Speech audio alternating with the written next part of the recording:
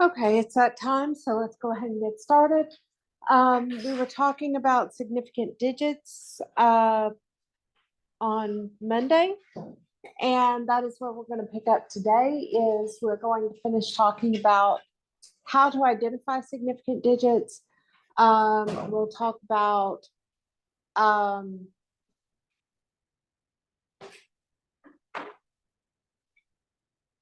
we'll do some problems related to determination of the number of significant digits in a value.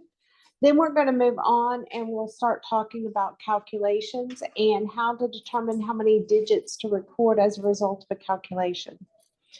So on Monday, we said that all non-zero digits are significant. So that's the numbers 1 through 9. They're going to be significant. No ifs, ands, or buts. We said that zeros between two significant digits are significant.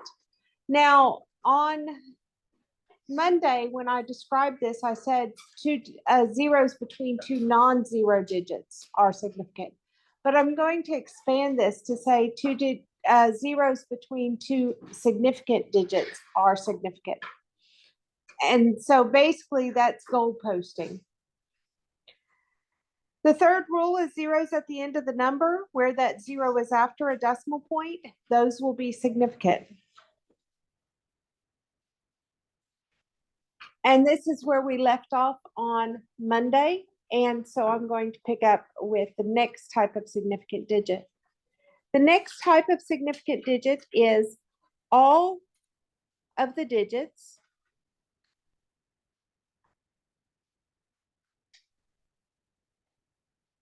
in the mantissa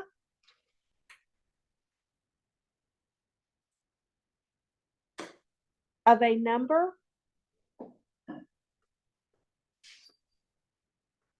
in scientific notation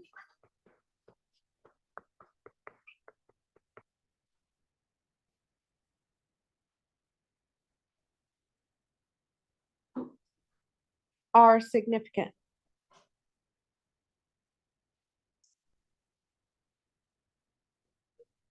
So for example, first of all, let's talk about the definition here. So if I have 1.234 times 10 to the 2,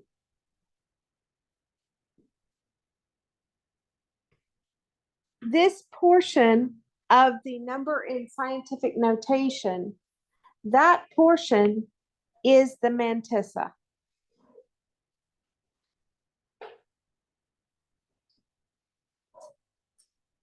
So, for example, I could have 1.0 times 10 to the 5. And we would have two significant digits because there are two digits in the mantissa. I could have 6.022 times 10 to the 23rd. And there would be four significant digits because there are four digits in the mantissa.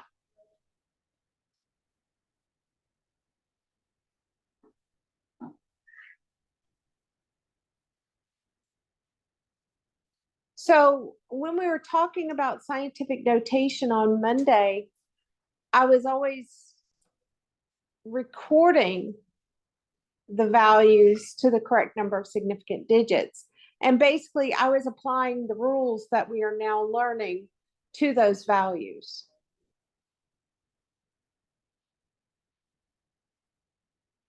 Rule number 5, so let's see. Let me make sure I have all the significant digits.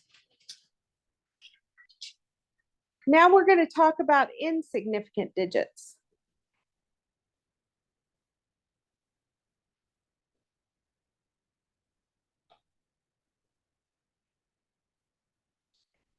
And there's really only one rule, and that is zeros that precede the first non-zero digit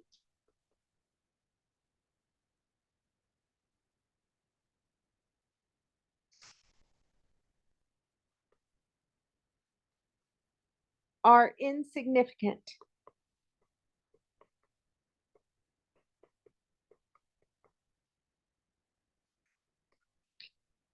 Folks, in other words,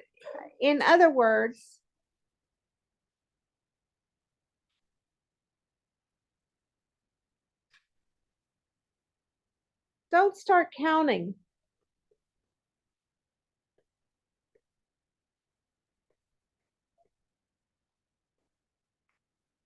until you get to your first non-zero digit.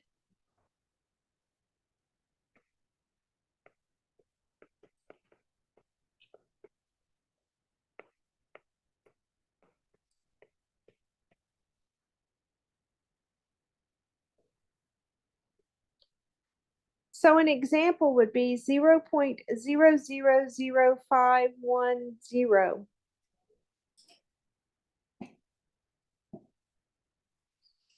This number has three significant digits.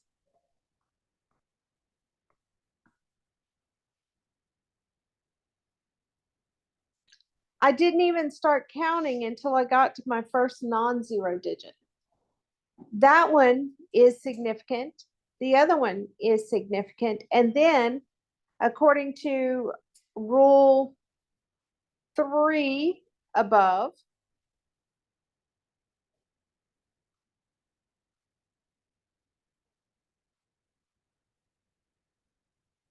that 0 is significant. So there are three significant digits. Don't even try to figure out if anything's significant or not until you get to your first non-zero. As far as knowing whether it's significant.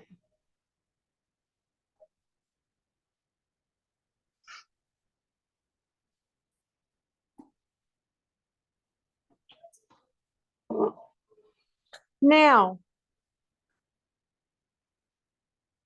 the question mark.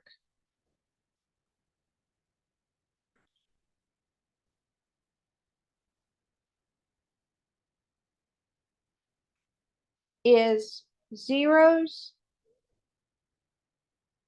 at the end of a whole number.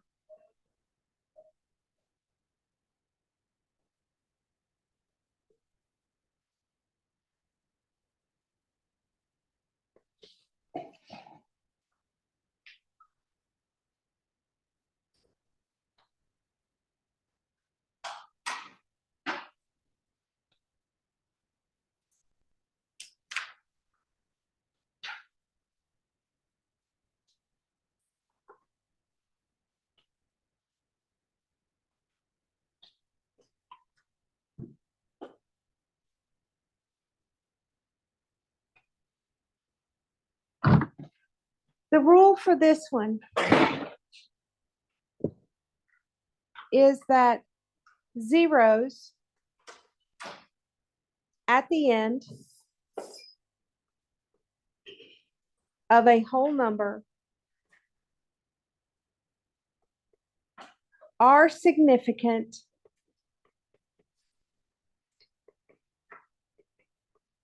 if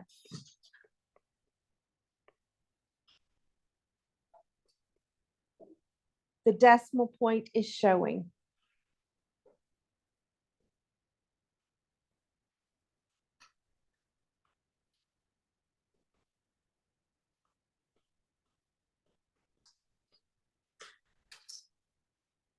So for example, 100, if I put that decimal point in there, I am telling you that those zeros are significant. So this value has 3 sig figs. But if I just write 100, that has only 1 sig fig.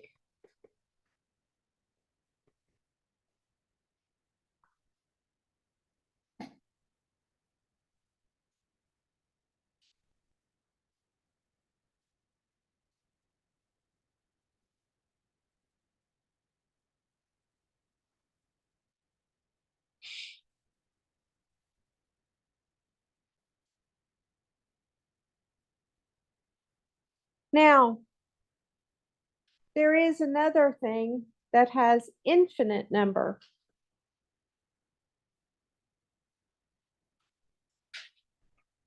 Of significant digits.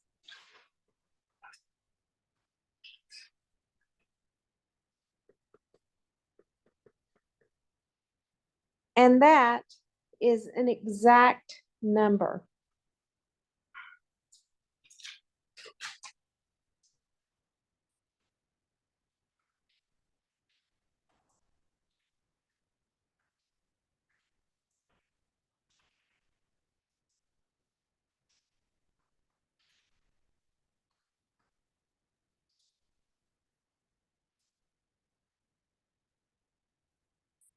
So what are exact numbers? They include counting numbers.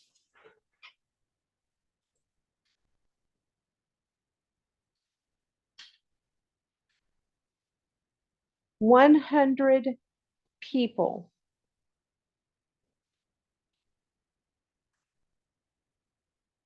would have an infinite number of sig figs."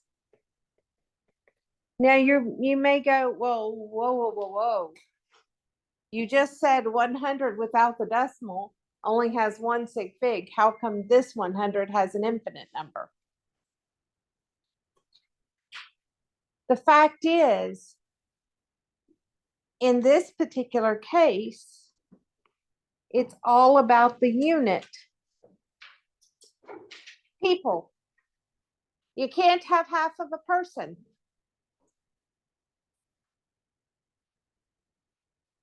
So it's an exact quantity.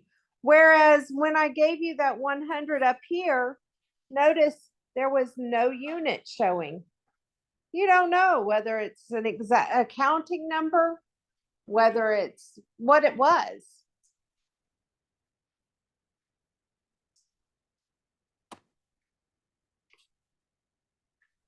"12 eggs." Whoops.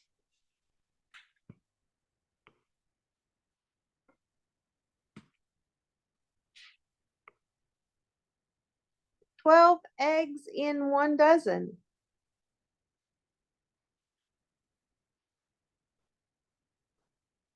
The 12 eggs has an infinite number of significant digits because it is a counting number.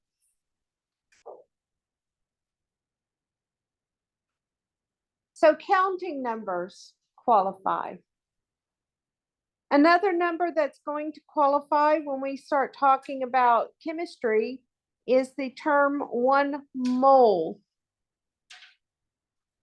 1 mole is going to have an infinite number of significant digits.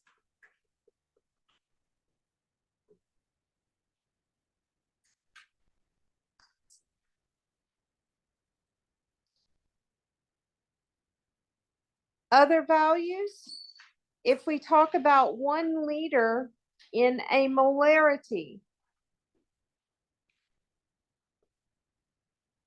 we're going to say that that has an infinite number of significant digits.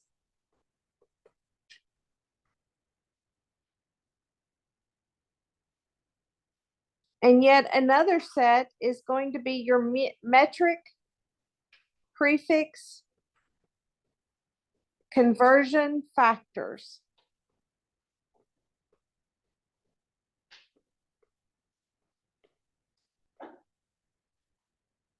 All of those are exact quantities.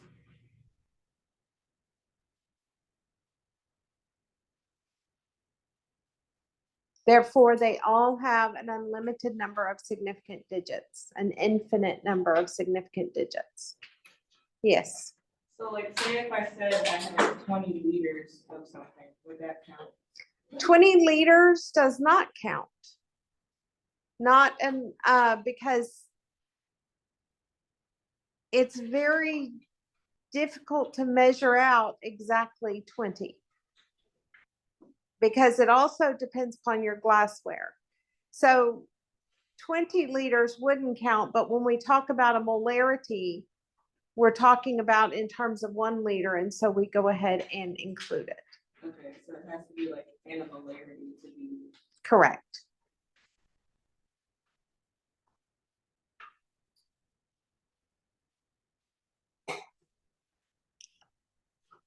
Okay, so let's look at some examples or some practice.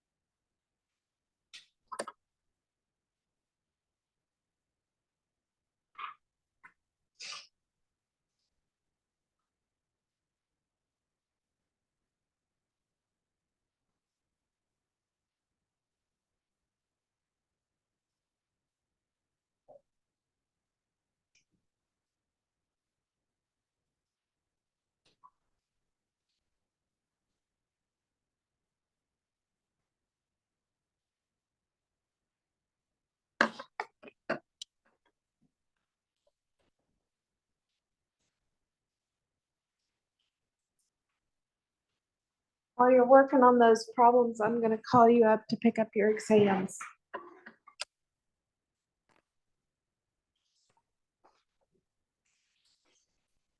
Well, Ashton Berry, Mahogany Blackman,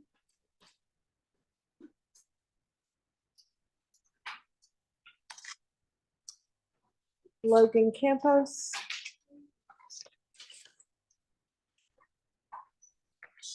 Jillian Chalfant,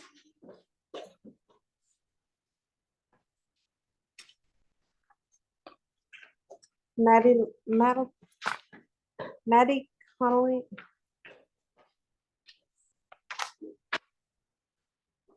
Ohas. I'm struggling with names today. Madison Cordell,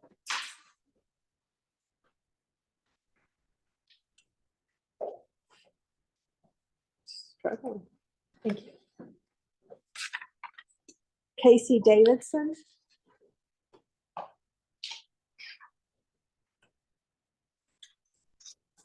Macy Faust, John Hillman,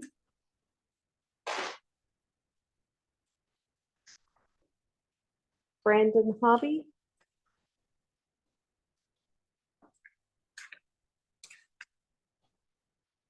Elijah Hoots,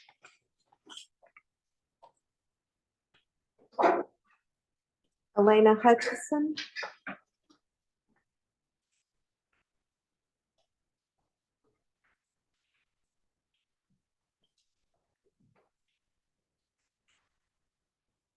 Kelsey Jefferson,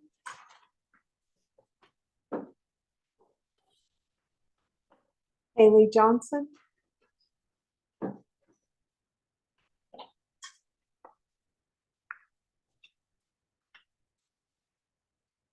Sierra Jones,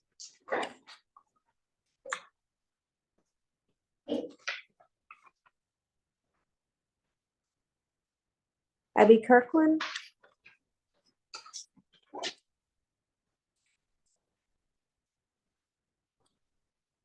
Adam, Katie Miller,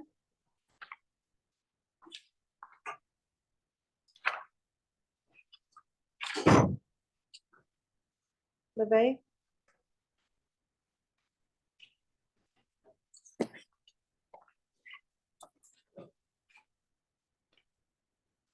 Robert Ricks,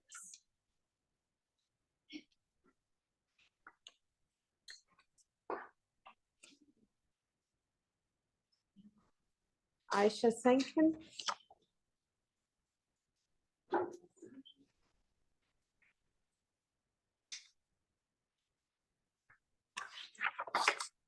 my hand's not working. Julie Schneider, Madeline Stovall, Abigail Thomas,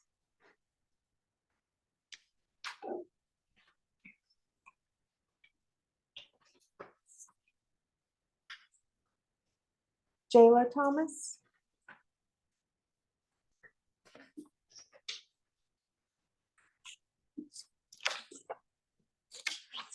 Brecken Waters, Vivian White,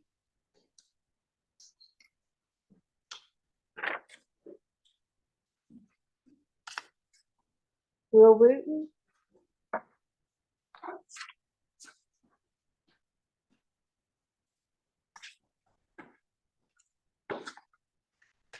on both of the exams, the number in purple represents what you made on that version of the exam. And then the number circled in green is what is going to be recorded because that is the average of the two numbers.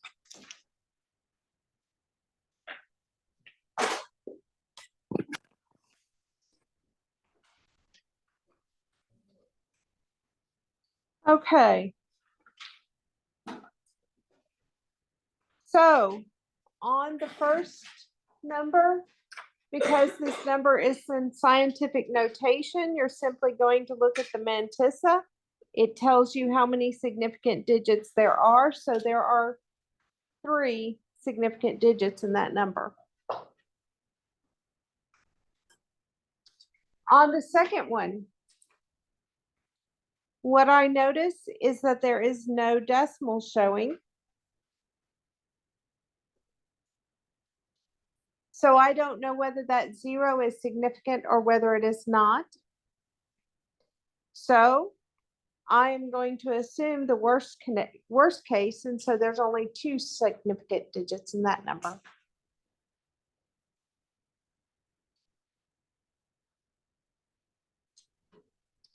In the next number, you don't even start counting until you get to your first non-zero.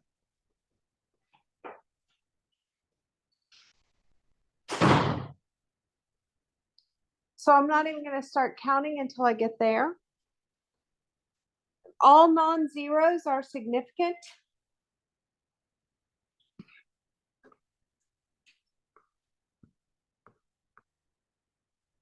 So the 2, the 1, the 1, and the 1 are all significant. Then I think of goalpost, any zeros between significant digits are significant. So that makes that one significant. So there are 5 significant digits in that the third one. 20 people. Again, people is a counting number. So there are going to be 2 significant, or excuse me, it's a counting number, which is an exact quantity. So there's an unlimited number of significant digits in that one.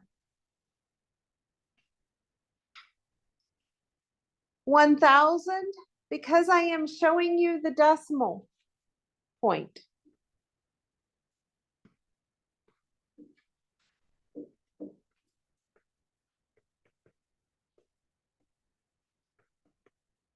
That means that all of those zeros in that whole number are significant.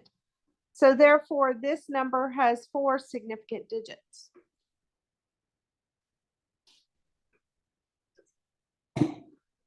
In the next one, digits, non-zero digits are significant and goalposted. If it's a 0 is goalposted, it makes it significant. So there are 4 significant digits in that 1,021. 111, all of them are significant. So there are 3. In the next digit number, again, what we have is we have a number in scientific notation. So all we have to do is look at the mantissa, and that's going to tell us all the significant digits.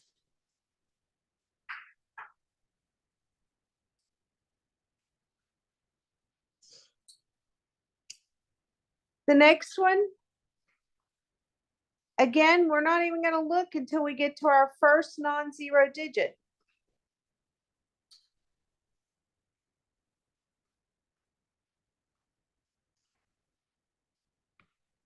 So I don't care what came before it. I'm going to start with the 2 and look after the 2.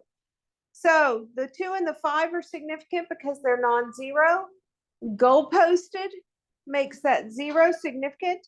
And then finally, the last 0 is also significant because it is at the end of the number and it follows the decimal point.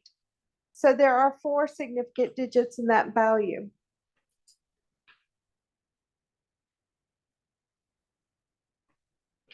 The last one, the 1 and the 2 are significant. The 0 at the end of the number after the decimal is significant.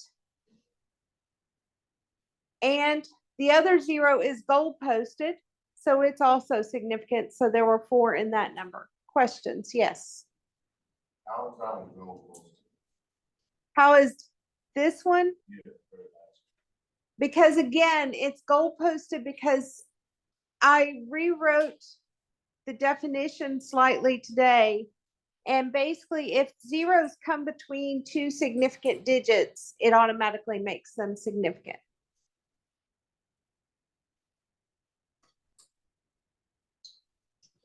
I mean, you can look at the other is valid, it's just a narrowed version of it. Whereas this one will make it all the time. So if you got a significant on the right and a significant on the left, everything in between it is significant. Other questions?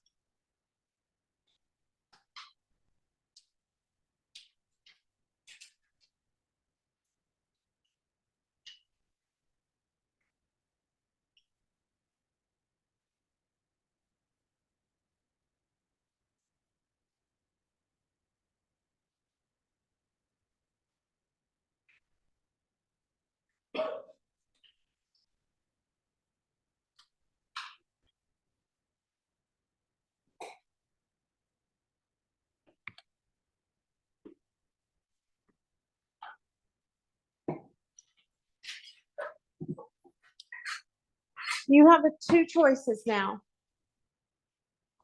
We can either continue with more practice problems of this nature, though I will be posting them on Blackboard, or I can give you the answers to the exam.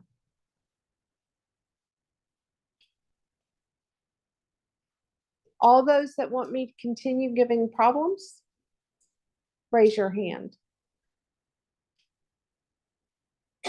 All those that want answers to the exam, raise your hand. I will do the answers to the exam. I've got more problems to give. And it's literally, but it's learning the rules.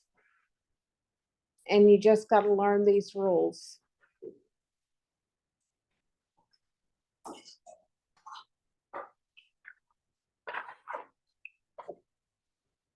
Okay. Al2O3 was aluminum oxide.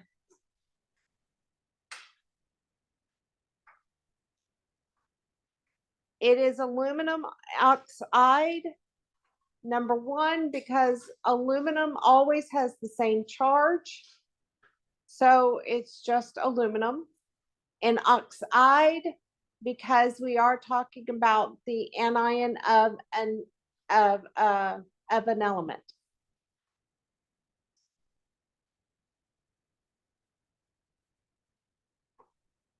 SO3 2- is sulfite.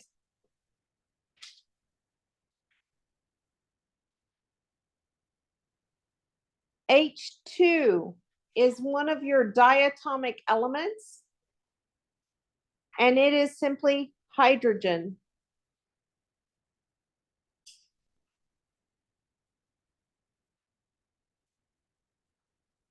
H3P, this is one of the hydrogen with group 15 through 17 nonmetals. So you name the hydrogen and you name the other element with the ending "ide." So that is hydrogen phosphide. As I go through this, if there's any that you don't understand, please speak up, because again, it's going to come up on this next test some.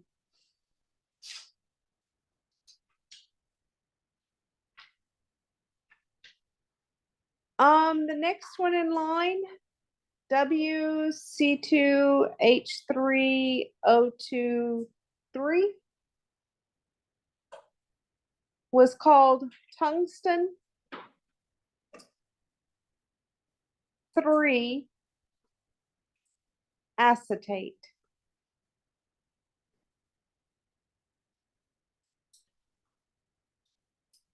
Sorry, you have to go back.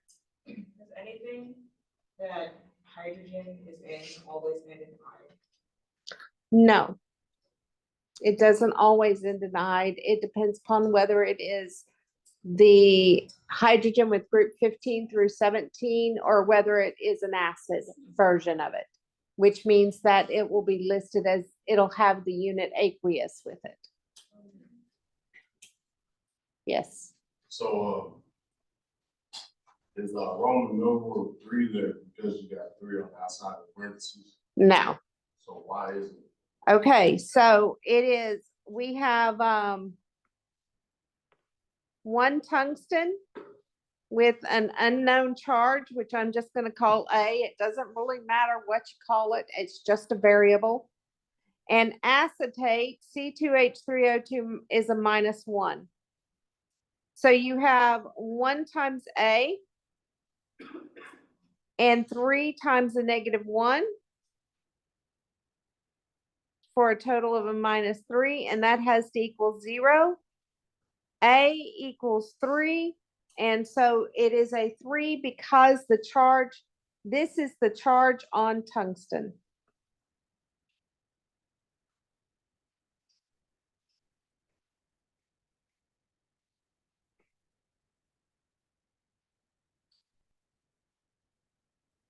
So, I thought that, we were supposed to be given what the charge was gonna be on those letters. Or you should be able to figure it out.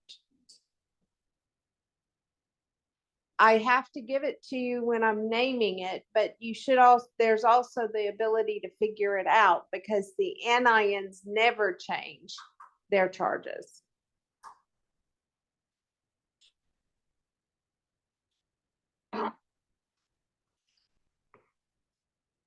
Okay, HCl was hydrogen chloride.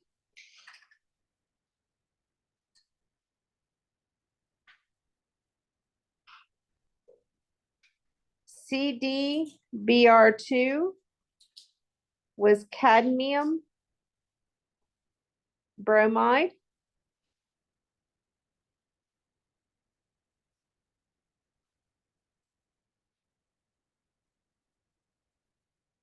AuPO4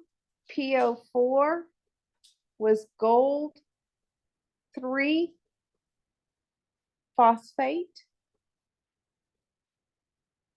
It is gold 3 phosphate because you have 1 gold times some variable, because gold is one of the ones that can vary. You have 1 phosphate unit here times the -3. So A minus 3 is equal to 0. So A is equal to 3.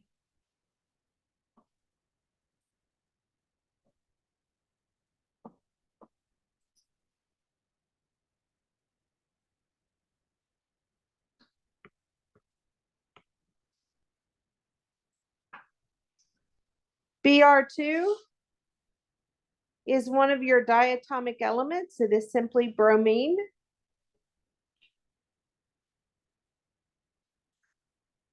CaHPO4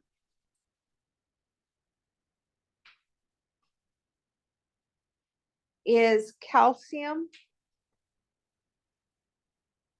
hydrogen, phosphate.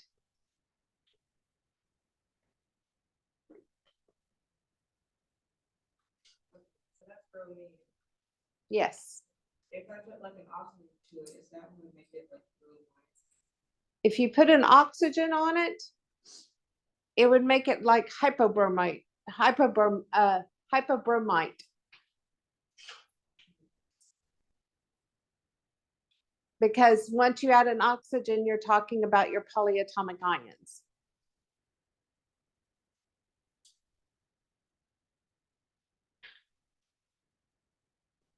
NaOH was sodium hydroxide.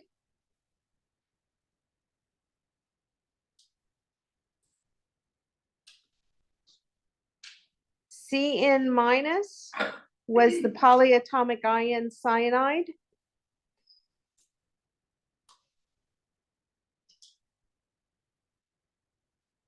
PbO2 was lead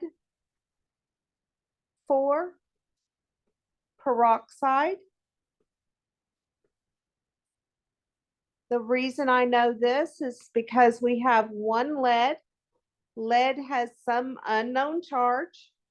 We have two O2 units. O2 is, has a 2- charge. So that's A or 1A.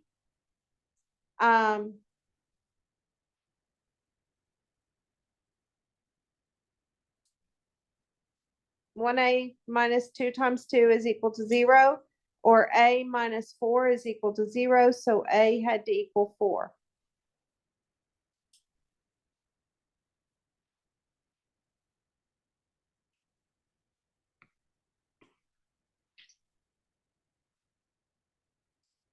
The next one, BaCO3, was barium carbonate.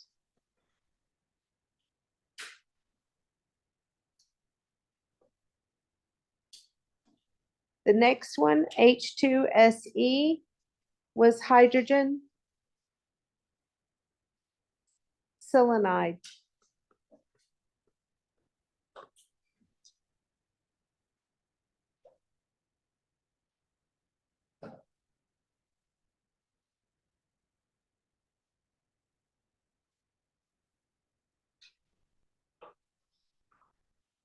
Cobalt 2, dihydrogen phosphate. Well, I'm telling you that cobalt's a 2+. Dihydrogen phosphate is H2PO4 minus 1. We're going to take the numeric number and we're going to cross and drop it onto the other elements. So it's cobalt, open parentheses, H2PO4, close parentheses, 2.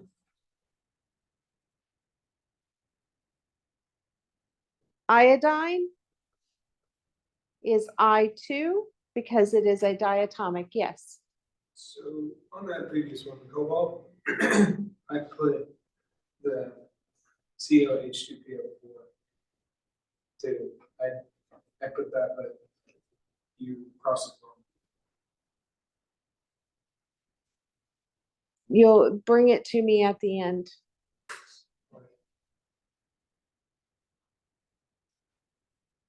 Perbromate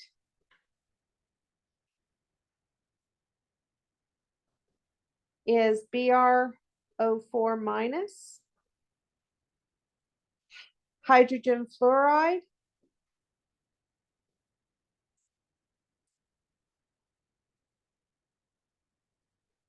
is HF.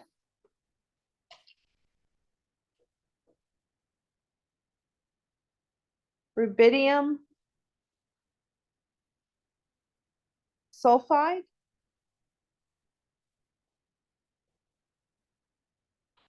rubidium's a +1. Sulfide is a 2-. Cross drop, so it's going to be Rb2S.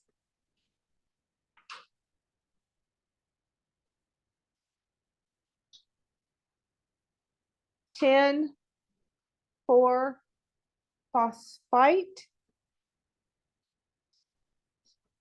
Tin means it's got a 4+ charge.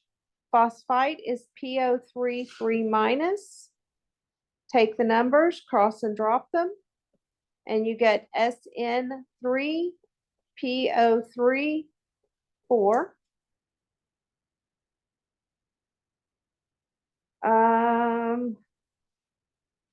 Iron 3 selenide.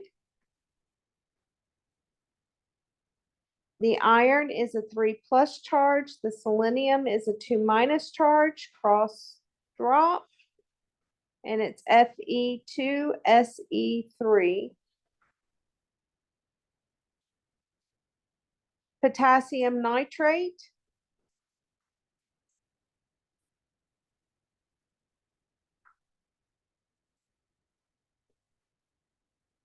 Potassium, because it's a group 1 metal, is always a +1.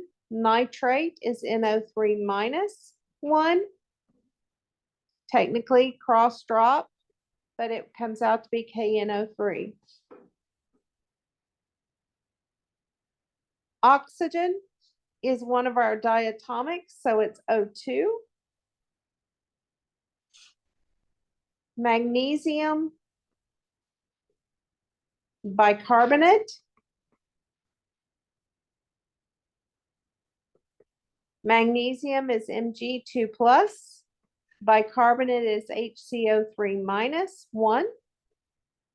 Crossing and dropping means that it should be Mg HCO3 2.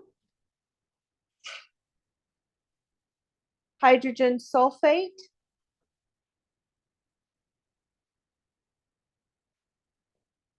is the polyatomic ion HSO4 minus.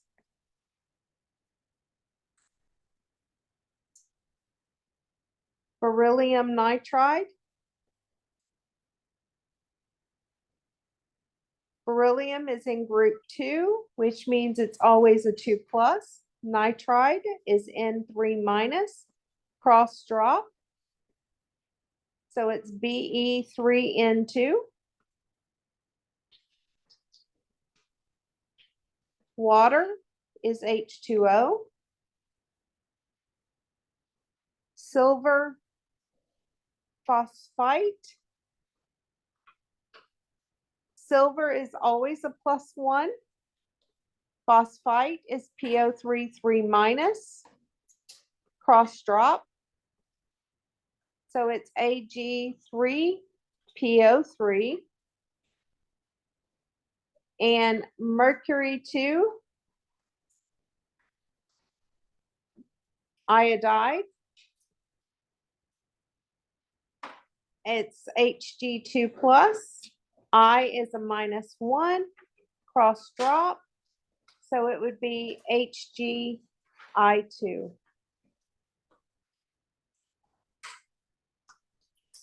Yes. Okay, one like, let's say, oxygen, and iodine, how come we had to put two? Oxygen and iodine, Why can't we just put just one? because they are diatomics. They always come in nature in pairs. At the same time, even if I took away the two, it's still gonna be that. But we were specifically working on the focus of the naming, and that was one of the types of naming you had to be able to do, was your diatomic elements. And technically, it's not iodine if it's just I, except on the periodic table as how it's listed. I understand the confusion because it is listed as I on the periodic table and it's called iodine. But that is not how it's found in nature. That's not how it's found in a compound. That's how it's found on the periodic table, but that's not what it really is. If you were to go dig up iodine, you would always find it as I2. On like the same thing, we not like put the charges on there, or would it make it? Once you put charges on there, it makes it an ion. Now, I didn't count off if you put the charges on there, but I put a little circle and scratched it out because you're not supposed to have charges on once it's part of a compound, because charges indicate that it's ion. But I didn't actually count off for that. I have been in my college chem class, I count off for it.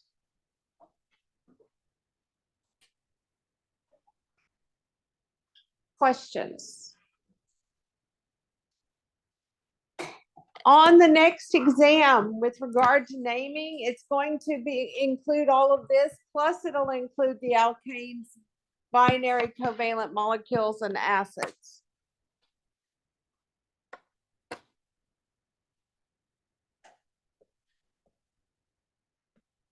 Any questions?